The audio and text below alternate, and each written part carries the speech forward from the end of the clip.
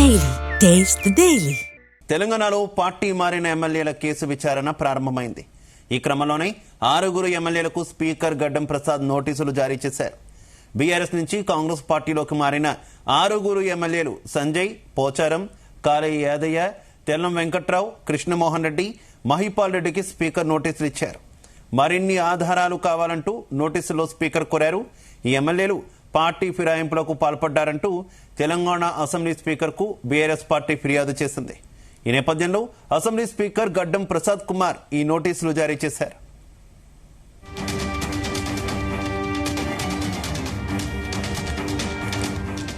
Right, ఇదే అంశానికి సంబంధించి మరింత సమాచారం మా చీఫ్ న్యూస్ కోఆర్డినేటర్ రాధాకృష్ణ అందిస్తారు. రాధాకృష్ణ. Good morning Shiva. తెలంగాణలో పార్టీ అంటే బీఆర్ఎస్ పార్టీ నుంచి కాంగ్రెస్ పార్టీకి మారిన ఎమ్మెల్యేల విషయంలో అనర్హతకు సంబంధించిన అంశం పైన స్పీకర్ విచారణ వేగవంతమైందని చెప్పవచ్చు. సో విచారణలో భాగంగా తాజాగా 6 పార్టీ మారిన ఆరోపణలు ఎదుర్కొంటున్న ఎమ్మెల్యేలకు స్పీకర్ నోటీసులు జారీ చేశారు. సో మరిన్ని ఆధారాలు కావాలి. అసలు మీరు ఏ పార్టీలో కొనసాగుతున్నారు, మీపై బీఆర్ఎస్ సంబంధించి శాసనసభ నేతం కావచ్చు, బీఆర్ఎస్ పార్టీ నేతలు, బీఆర్ఎస్ పార్టీ మీపై ఒక ఫిర్యాదు చేసింది. మీరు పార్టీ మారారు, వాళ్ళ దగ్గర ఆధారాలు ఉన్నాయని చెప్పేసి అనర్హత వేటు వేయాలని చెప్పేసి ఆధారాలు ఇచ్చారు. సో మీరు విచారణకు హాజరు కానీ విచారణ హాజరు అయ్యేప్పుడు మీరు పార్టీ మారారా లేదా, మారితే ఎందుకు మారాల్సి వచ్చింది, లేక మారకుంటే మారలేదు అనే దానికి సరైన ఆధారాలు ఇవ్వాలని చెప్పేసి కూడా స్పీకర్ నోటీస్ లో పేర్కొన్నట్టుగా తెలుస్తోంది.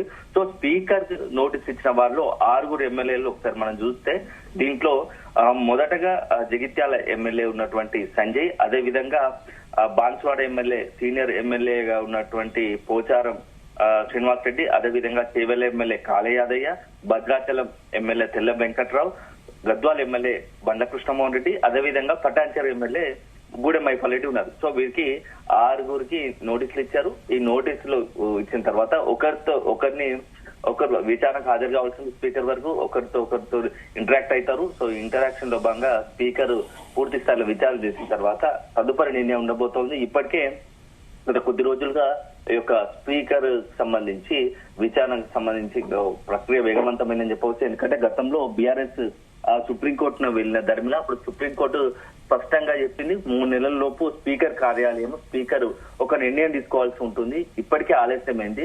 ఎన్ని రోజులని ఇలా పెండింగ్ లో పెట్టడం కరెక్ట్ కాదు కదా, మీరే ఒక నిర్ణయం తీసుకోండి ఈ యొక్క ఫిరాయింపుల వ్యవహారం పైన అని చెప్పేసి సుప్రీంకోర్టు స్పష్టమైన ఆదేశాలు ఇచ్చింది. ఈ నేపథ్యంలోనే ఇటీవల కాలంలో వరుసగా ఆ ఎమ్మెల్యేకు నోటీసులు ఇవ్వడం, అవసరమైతే వ్యక్తిగతంగా హాజరు కావాలని ఇప్పటికే స్పీకర్ అని చెప్పింది. ఇప్పుడు ఈ 6 ఎమ్మెల్యేలతోని స్పీకర్ భేటీ తర్వాత అల్టిమేట్ గా ఒక నిర్ణయం తీసుకునే అవకాశం కనబడుతోంది. ఏదైనా ఇటీవల కాలంలో తెలంగాణ రాష్ట్ర రాజకీయాల్లో ఈ యొక్క ఫిరాయింపుల వ్యవహారం అనేది చాలా సంచలనంగా మారుతోంది. ఇప్పటికే బీఆర్ఎస్ ఖచ్చితంగా 10 స్థానాలు ఉప ఎన్నికలు వస్తాయని చెప్పేసి గత కొద్ది రోజులుగా చెప్తూ వస్తుంది. ఖచ్చితంగా వాళ్ళు పార్టీ మారారని స్పష్టమైన అన్ని ఆధారాలు మా దగ్గర ఉన్నాయి. అది స్పీకర్ కార్యాలయానికి సంబంధించి సమర్పించాము. దీంతో స్పీకర్ కార్యాలయంతో పాటు సుప్రీంకోర్టు కూడా మేము సమర్పించాము. కాబట్టి ఖచ్చితంగా స్పీకరు నిర్ణయం తీసుకోవాల్సిందే అని చెప్పేసి కూడా ఘంటాపదంగా బీఆర్ఎస్ చెప్తోంది. మరోవైపు కాంగ్రెస్ నుంచి వస్తున్న మాట ఏంటంటే గతంలో కూడా చాలా మంది పార్టీ మారారు. సో ఆ పార్టీ మారిన తరుణంలో స్పీకర్ కు కొన్ని విచక్షణ అధికారులు ఉంటాయి. స్పీకర్ విచక్షణ అధికారులను బట్టి కొన్ని నిర్ణయాలు ఉంటాయి తప్ప ఇందులో శాసన వ్యవస్థలో న్యాయ వ్యవస్థ ఎంతవరకు ఇన్వాల్వ్ అయ్యే అవకాశం ఉంటది. సో ఆ విచక్షణ అధికారులను బట్టే స్పీకర్ కు ఉన్నటువంటి విచక్షణ అధికారులు శాసన వ్యవస్థకు ఉన్నటువంటి విస్తృతమైన అధికారుల నేపథ్యంలో చట్టాలు చేసేది శాసన వ్యవస్థ కాబట్టి కొంత అధికారాలు ఉంటాయి. దానికి బేస్డ్ గానే నిర్ణయాలు ఉంటాయని చెప్పి కాంగ్రెస్ చెప్తా ఉంది. గతంలో అనేక మంది కాంగ్రెస్ నుంచి కావచ్చు, టీడీపీ నుంచి కావచ్చు, బీఆర్ఎస్ లోకి ఎమ్మెల్యేలు వెళ్లారు. సో అలాంటి క్రమంలో ఎక్కడ ఎవరిపైన అనర్హత వేటు పల్లే కదా, మరి ఇప్పుడు ఎలా పడుతుందని చెప్పేసి కూడా కాంగ్రెస్ లో ఒక వర్గం గట్టిగా దాన్ని ప్రశ్నిస్తున్న పరిస్థితుంది. మరోవైపు బీఆర్ఎస్ మాత్రం గతంలో జరిగినవి బీఆర్ఎస్ లో కాంగ్రెస్ కావచ్చు, టీడీపీ కావచ్చు, మొత్తంగా కూడా వాటి శాసనసభ పక్షమే విలీనమైంది. ఆ విలీనమైతే మెజార్టీ ఎమ్మెల్యేలు అంతా కూడా బీఆర్ఎస్ లో విలీనమైతే లేఖలు ఇచ్చారు స్పీకర్ కార్యాలయానికి. సో ఇప్పటికి చాలా తేడా ఉంది. ఇప్పుడు కేవలం కొంతమంది ఎమ్మెల్యేలు మాత్రమే బీఆర్ఎస్ సంబంధించిన ఎమ్మెల్యేలు కాంగ్రెస్ పార్టీకి వెళ్లారు కాబట్టి ఖచ్చితంగా వాటిపై వేటు పడాల్సిందే అని చెప్పేసి బల్లగుద్ది వీళ్ళు వాదిస్తా ఉన్నారు బీఆర్ఎస్ సంబంధించి.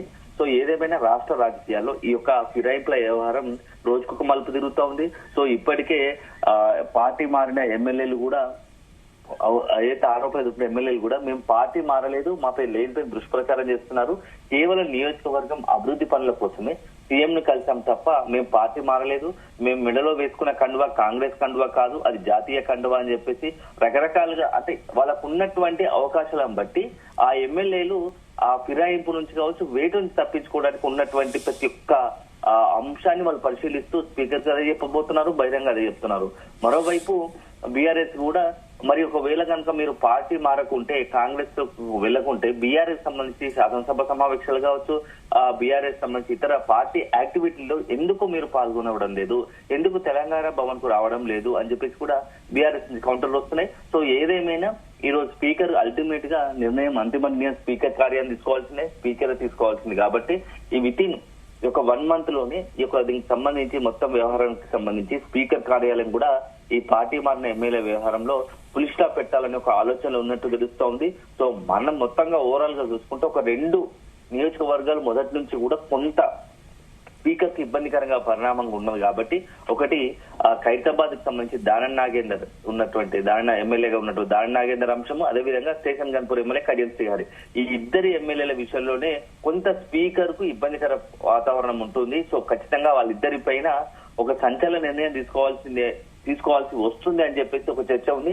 సో అది తప్ప మిగతా వారి విషయంలో గతంలో ఏదైతే ప్రొసీడ్స్ విధి విధానాలు ఫాలో అయ్యారో అదే విధి విధానాలు కూడా ఈ యొక్క 6 ఎమ్మెల్యేల విషయంలో ఫాలో అయ్యే అవకాశం ఉంది. హైదరాబాద్ ఎమ్మెల్యేకి సంబంధించి దాని నాగేంద్ర విషయంలో స్పష్టంగా అతను ఒక ఎమ్మెల్యేగా బీఆర్ఎస్ పార్టీ గుర్తుపై గెలిచి అట్లా ఎమ్మెల్యేగా కొనసాగుతూనే మరోవైపు కాంగ్రెస్ సంబంధించి అస్తం గుర్తుతో ఉన్నటి లోక్సభ ఎన్నికల్లో సికింద్రాబాద్ లోక్సభ అభ్యర్థిగా కంటెస్ట్ చేశారు. సో అక్కడ అతనికి స్పష్టమైన ఆధారాలునే పార్టీ మారినట్టు ఇంకో పార్టీ గెలిచి మరో పార్టీ గుర్తుపైన ఎంపీగా అభ్యర్థిగా పోటీ చేయడంతోనే అతనిపై ఖచ్చితంగా అనర్హత వేటు తీసుకునేందుకు మెజార్టీ ఎక్కువ అవకాశాలు ఉన్నాయి. మరోవైపు కడియం శ్రీహరి విషయంలో కూడా ఇది ఇట్లాంటి పరిస్థితి కనబడుతూ ఉంది. ఎందుకంటే తన కూతురి కాంగ్రెస్ పార్టీ ఎంపీ అభ్యర్థిగా రంగంలో దించారు. సో ఖచ్చితంగా అతను కాంగ్రెస్ పార్టీ గెలిపించాలి, కావ్యను గెలిపించాలి అని చెప్పేసి రంగంలోకి దిగాడు, ప్రచారం చేశారు. కాబట్టి అతనిపై కూడా కొంత వేటుపడే అవకాశాలు స్పష్టంగా కనబడుతూ ఉన్నాయి. సో ఇద్దరి విషయంలోనే స్పీకర్ ఖచ్చితంగా నిర్ణయం తీసుకుంటారు. ఆ 2 చోట్ల ఉప ఎన్నికలు వచ్చేందుకు మెండుగా అవకాశాలు ఉన్నాయని చెప్పేసి తెలంగాణ రాష్ట్ర రాజకీయ వర్గాల్లో చర్చ జరుగుతోంది. సో ఇప్పటికే ఇద్దరు ఎమ్మెల్యేలు కూడా తరచూ సీఎం తో భేటీ అవుతున్నారు. నియోజకవర్గం పైన కొద్ది అభివృద్ధి విషయం ప్రత్యేక శ్రద్ధ చూపించాలి, ఎందుకంటే ఉప ఎన్నిక వస్తే ఖచ్చితంగా మనం గెలిచి తీరాల్సింది కాబట్టి కొద్దిగా ప్రత్యేకంగా దృష్టి పెట్టాలని చెప్పేసి సీఎం రేవంత్ రెడ్డిని పలుమార్లు కలిసిన పరిస్థితి ఉంది. సో ఈ ఇద్దరు మినహా మిగతా 8 మందికి పెద్దగా ఇబ్బంది ఉండకపోవచ్చు అనేది కాంగ్రెస్ లో ఒక చర్చ జరుగుతూ ఉంది. గత అనుభవాల దృష్ట్యా గతంలో స్పీకర్ కు ఉన్నటువంటి విచక్షణ అధికారుల దృష్ట్యా అని తెలుస్తుంది. సో అల్టిమేట్ గా ఇప్పుడు స్పీకర్ ఏ నిర్ణయం తీసుకుంటారు, స్పీకర్ తీసుకునే నిర్ణయం ఎలా ఉండబోతుంది, స్పీకర్ నిర్ణయం తెలంగాణ రాష్ట్ర రాజకీయాల్లో ఎలాంటి నిజంగానే అయితే రాధాకృష్ణ ఒకవేళ స్పీకర్ ఏ నిర్ణయం తీసుకున్నా ముఖ్యంగా ఇఫ్ ఇన్ కేస్ కొంతమంది ఎమ్మెల్యేలు మీరు చెప్పినటువంటి 2 ఎమ్మెల్యేలు దానం అలాగే కడియం వీరికి మినహా మిగిలిన ఎవరి మీద కూడా పార్టీ మారలేదు అని గనక ఒకవేళ డెసిషన్ తీసుకుంటే వారు సమర్పించిన ఆధారాల ఆధారంగా కోర్టు సమీక్షించే అధికారం ఉంటుందా, సుప్రీంకోర్టు సమీక్షించే అధికారం ఉంటుందా స్పీకర్ తీసుకునేటటువంటి నిర్ణయానికి సంబంధించి? ఖచ్చితంగా గతంలో చాలా తీర్పుల విషయంలో చూసాము. కానీ మొన్న కీలకమైన గత విచారణ సందర్భంలో సుప్రీంకోర్టు కొన్ని కీలక వ్యాఖ్యలు చేసింది. దాన్ని మనం దృష్టిలో పెట్టుకుంటే అల్టిమేట్ గా పార్టీ ఫిరాయింపుల వ్యవహారం అనేది శాసనసభ వ్యవస్థకు సంబంధించింది, స్పీకర్ కు సంబంధించిందే. అయినప్పటికీ ఇలా పార్టీ మారడం కరెక్ట్ అయినది కాదు, సరైన విధానం కాదు. దీనికి సంబంధించి పార్లమెంట్ లోనే అల్టిమేట్ గా ఒక చట్టం తీసుకురావాల్సి వచ్చింది. ఎందుకంటే ఇది ఒక పార్టీకే పరిమితమైంది కాదు, ఒక రాష్ట్రానికే పరిమితమైంది కాదు. చాలా దేశవ్యాప్తంగా అనేక రాష్ట్రాల్లో ఒక పార్టీ గుర్తుపై గెలిచి మరొక పార్టీ సంబంధించి పార్టీలోకి వెళ్లడం అనేది సరైనది కాదు.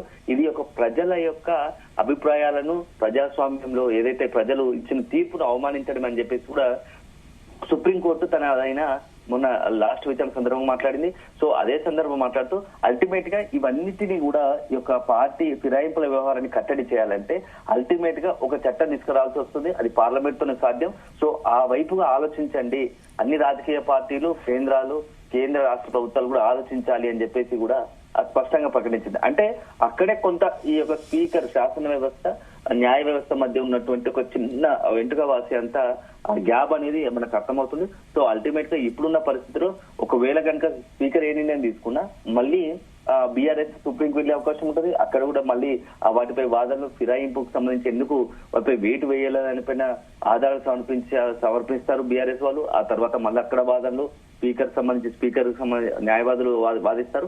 అల్టిమేట్ గా ఫైనల్ గా ఇది ఏళ్లు గడుస్తున్న గతంలో మన అనుభవాల దృష్ట్యా చూస్తూ ఉంటే ఇది నిరంతర కొద్ది రోజుల పాటు, కొన్ని సంవత్సరాల నెలల పాటు ఈ యొక్క విచారణ కొనసాగుతుంది తప్ప అల్టిమేట్ గా ఫైనల్ గా ఒక తుది తీర్పు వెలువడుతుంది. వేటు పడుతుందా లేదా అనేది మాత్రం ఇప్పట్లో, ఎందుకంటే ఇప్పటికీ కాలయాపన ఆల్మోస్ట్ 2 years అయిపోయింది. మరొక 3 నెలలు అంటే ఒక 2 సంవత్సరాల తర్వాత మళ్ళా ఎలక్షన్ ఇయర్ స్టార్ట్ అవుతుంది. ఈ లోపు ఇదంతా కూడా తతంగం. గతంలో పరిస్థితుల్లో పరిణామాల దృష్ట్యా ఇప్పుడు కూడా అలానే అవుతుంది అనేది మెజార్టీ ఎవరైతే ఉన్నారో పొలిటికల్ సంబంధించి రాజకీయ నాయకుల విశ్లేషణగా కనబడుతూ ఉంది. Shiva. Right, okay, thank you.